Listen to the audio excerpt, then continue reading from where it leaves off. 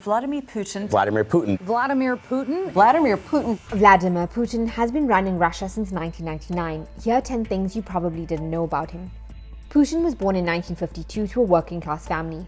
His mother was a factory worker and his father was a war veteran. His grandfather was a cook. At one point, he'd worked at one of Joseph Stalin's dachas or summer cottages. Putin was a fan of judo and the Beatles as a teenager, and he's had a black belt in the sport since he was 18. After studying law at university, Putin was recruited as a KGB operative in 1975. There are plenty of conflicting accounts of how he spent his time there. In Mr. Putin, a biography, the authors speculate that his mission might have been to gather counterintelligence, recruit top communist officials, and monitor foreigners. In 1985, he even reportedly went undercover as a translator. Putin has said that his time in the KGB made him question the direction of the USSR. Putin quit the KGB in 1991 during a coup against Soviet President Mikhail Gorbachev. In 1991, he began working as a political aide for Leningrad's first democratically elected mayor, Anatoly Sobchak. By 1996, he was appointed to head the FSB, the agency that succeeded the KGB by Boris Yeltsin, then president of Russia. By 1999, Yeltsin appointed him as Prime Minister of Russia. Then 4 months later, Yeltsin appointed Putin as the acting president of Russia. Putin won the election the next year. Yeltsin had become very unpopular among Russians. Many believe that Yeltsin appointed Putin to protect himself.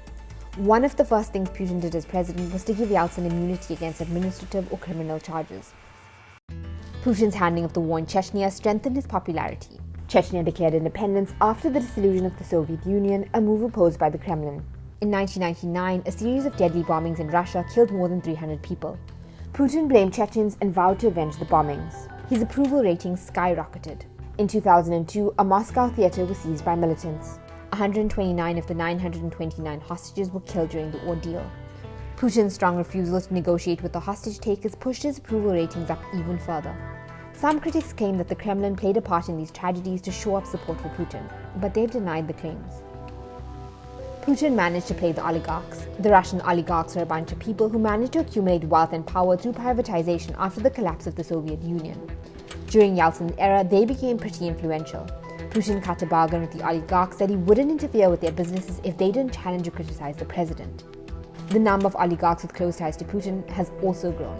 During Putin's presidency, a number of oligarchs have had charges brought against them for illegal activities. Critics believe that these charges were politically motivated because they had fallen out of favor with the Kremlin. In 2004, Putin was re-elected for his second term. During these 2 terms, Russia's GDP increased by 70% and investments went up by 125%. Although some of this had to do with oil prices, Putin has been praised for his solid economic decisions. But he's drawn criticism from the West over his crackdown on the media, and the fact that a number of Kremlin critics have died by poisoning. After his 2 presidential terms, Putin found a way to remain in power. In 2008, Dmitry Medvedev was elected president. A day later, he appointed Putin as prime minister. In 2012, Putin won his 3rd presidential election. Critics say there was election fraud, but officially Putin got 64% of the vote. In 2014, Putin annexed Crimea. An ousted pro-Russia, former Ukrainian President Viktor Yanukovych asked Putin to restore law and order in Ukraine. The Russian parliament granted Putin permission to use military force in response to the political upheaval. Russia took complete control over Crimea. Putin has expanded Russia's influence around the world. And although he was pretty friendly with Trump, he has a tenuous relationship with the US. He opposes NATO and has formed strong ties with Iran, Syria, and China. In 2021, Russian protesters took to the streets to protest the arrest of Alexei Navalny, an opposition leader who was jailed after his return from Germany. He was also allegedly poisoned by the FSB in 2020. Navalny has spearheaded anti-corruption campaigns in Russia, but was barred from running presidential elections in 2019. The protests against Putin's rule are the largest of the past decade. Will Russia's strongman be able to survive them?